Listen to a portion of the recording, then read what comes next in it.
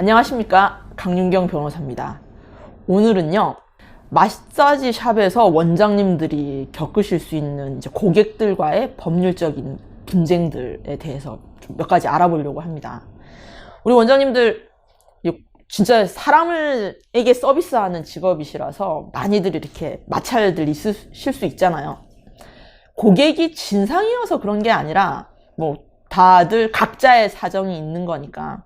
그래서 이제 뭐 한 가지 예를 생각해 보면, 고객이 내가 이제 샵에 와서 원장님이 최선의 서비스를 해서 마사지를 해드렸는데 어디가 아프다는 거예요. 마사지를 받고 나서 갑자기 나는 어깨가 안 아팠는데 목 뒤가 아프다든가, 심지어는 뭐 부러졌다든가 이렇게 얘기할 수도 있잖아요.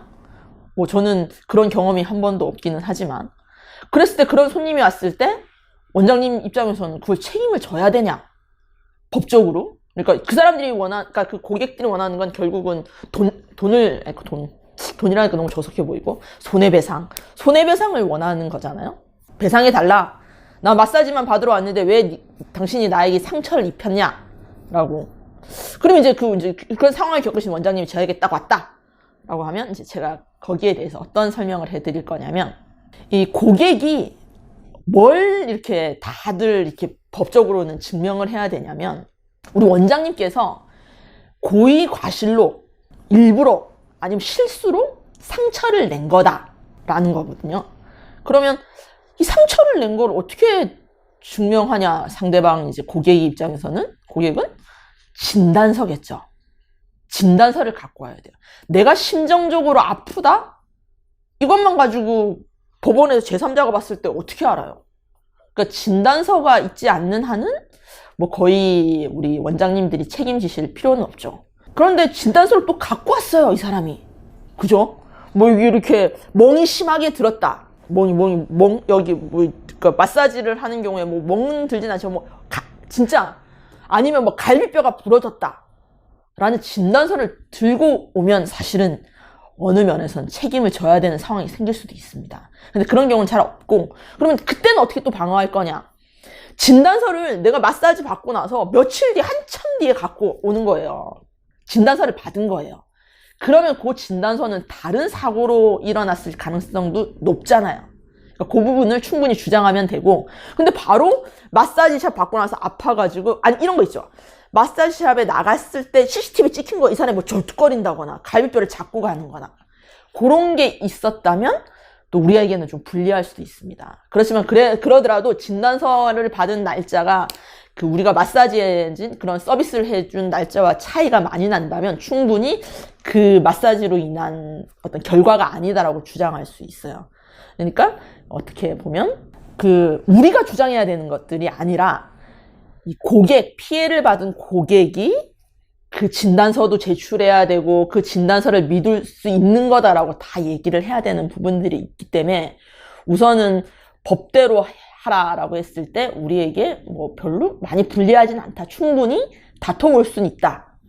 근데 막 결정적으로 아까 얘기한 대로 나갈 때 CCTV에 찍힌 뭐 이렇게 갈비뼈를 부여잡는다든가 막 이런 거에 대해서는 조금 책임을 지셔야 될 가능성은 높습니다. 그런데 이렇게 차량에서 이렇게 이런 것들 있잖아요.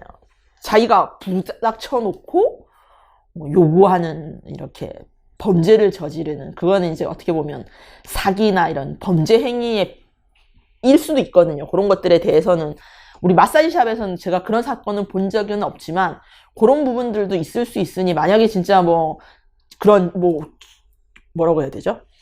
CCTV가 찍혀 있었다라고 하더라도, 상처가 받은 것처럼 하더라도 변호사 만나셔서 충분히 한번 얘기는 나눠보실 필요가 있습니다. 첫째, 이제 그런 피해 배상을 해달라고 하는 고객들이 왔을 때는 그런 것들을 진짜 진단서 있냐, 뭐 아니면 또 네가 아팠던 그런 걸 얘기해 줄 사람이 있냐, 이런 것들에 대해서 한번은 물어보시는 게 좋을 수는 있어요. 그리고 두 번째, 이런 것도 있을 수 있잖아요. 우리 마사지 할 때 오일 많이 바르잖아요. 오일 바를 때 그 부작용으로 내가 막 두드레기가 뭐가 났다, 발진이라고 표현하죠. 발진이 났다라고 해서 그 배상해 달라고 할 수 있잖아요. 그건 있을 수 있어요. 그러면 그것도 앞에랑 비슷한 얘기예요. 진짜 우리 발진 두드레기 때문에 아니 그 오일 때문에 난 건지를 증명한 것과는 별도로 우리 원장님들이 항상 그 얘기는 해야 돼요. 혹시 고객에게 이게 무슨 오일입니다. 뭐뭐입니다.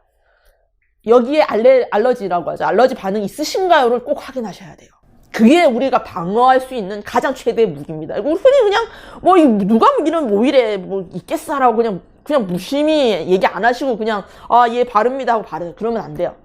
요거 방송 보시는 분들은 꼭 고객에게 무슨 오일이니 이 오일에 코코넛 오일이라고 한다면 코코넛 오일에 알러지 있으시면 다른 오일 쓰겠습니다라고 꼭 확답을 받으셔야 돼요. 그것들이 녹음이 돼 있으면 더 좋죠. 그 부분들에 대해서 그거는 아니면 그러니까 이름 이게 체크리스트 표를 만드시는 것도 좋아요.